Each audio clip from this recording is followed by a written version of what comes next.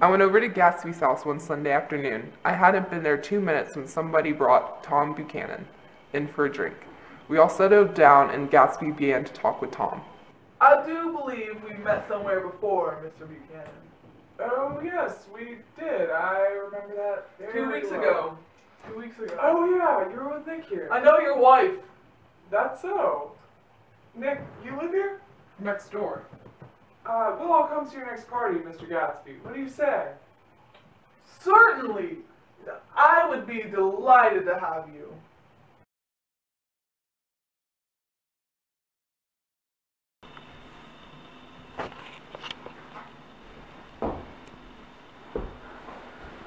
Mr. Gatsby, the new lights for the party have come in. Also, you have a phone call. Oh, yes, thank you, old sport. Tell them to put them over there.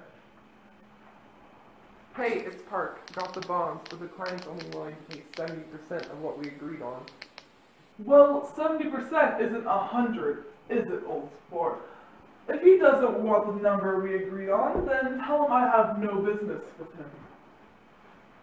Would you prefer chocolate cake or vanilla cake for the guests, sir? Mr. Gatsby. Mr. Gatsby. Oh, yeah, sorry, old sport. Well, we can have both, of course. I do believe Daisy prefers vanilla. Have the lights come in? Yes, sir, they are over there on the table, like you just told me to put them. Oh, yes, of course, yes, thank you. I just want Daisy to be dazzled. Have the invitations been sent out? Yes, they've been sent out. Most people will come without an invitation, however. They always do. Oh. Gatsby, are you in here?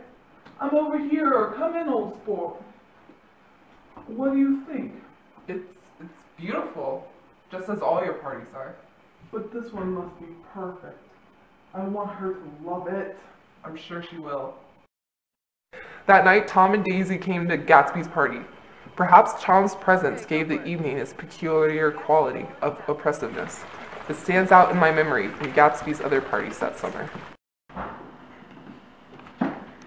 These things excite me so. Nick, if you want to kiss me at any time in the evening, just let me know. I'm glad to arrange it. Just mention my name. Or present a green card. I'm handing out green cards. Look around. Jay! I am looking around, having a marvelous time. You must recognize some of the faces you've heard about. Well, in fact, we don't go out very often. In fact, I was just thinking, I don't know a single soul here. Perhaps you know her? She's lovely. Come, I'll introduce you. Mrs. Buchanan and Tom the polo player. Oh, no, not me. I'm not a polo player. Oh, Tom, I've never met a celebrity before. Yes, Tom, the polo player. Let's go. Mr. Gatsby, I'd much rather not be the polo player. I'd rather look at these people in oblivion.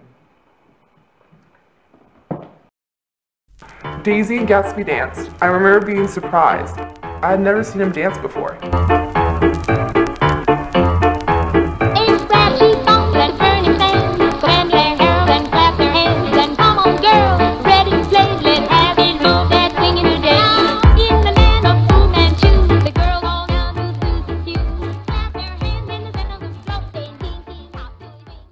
They sauntered to my house and sat on the steps. Oh, Jay, I'm having such a great time. It's a marvelous party. It's nothing in comparison to you. Daisy, I have money now. I know, I can tell. Where did you get all this wealth? I own drugstores. I built them myself, and now they're doing quite well. But Daisy, we can be together now. We are together. No. It's been so long, Daisy, and I know I couldn't support you in the beginning, but I'm here now, and look at all this I have, and leave him. It can just be the two of us.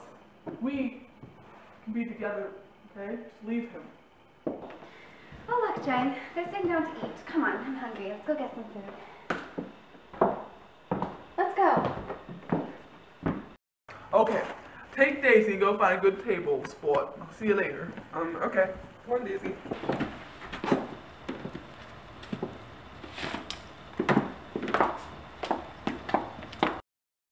How about we sit with this one over here? I sat with her last time. She's quite interesting.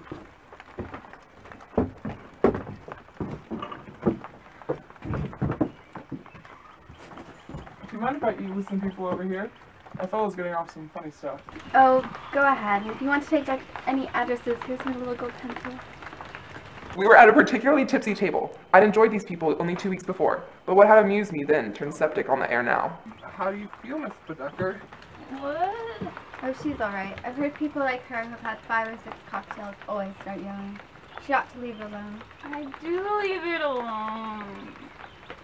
Well, I heard you yelling, and I said to Doc Civet, I said, there's somebody that needs your help, Doc, and he dumped your head in water. Anything I hate is to get my head stuck in a pool. He got my dress all wet.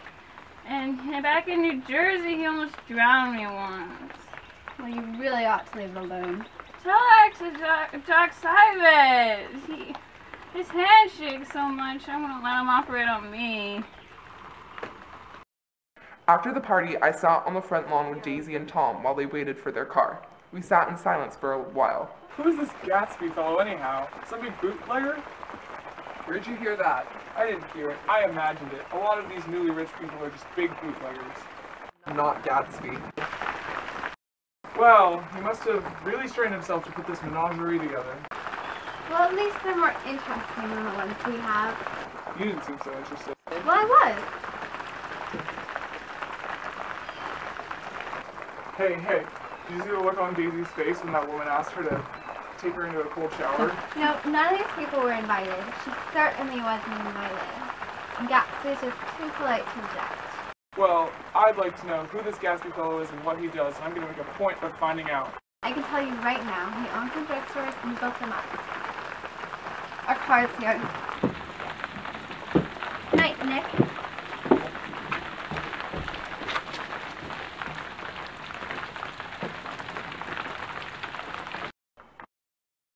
I stayed late that night.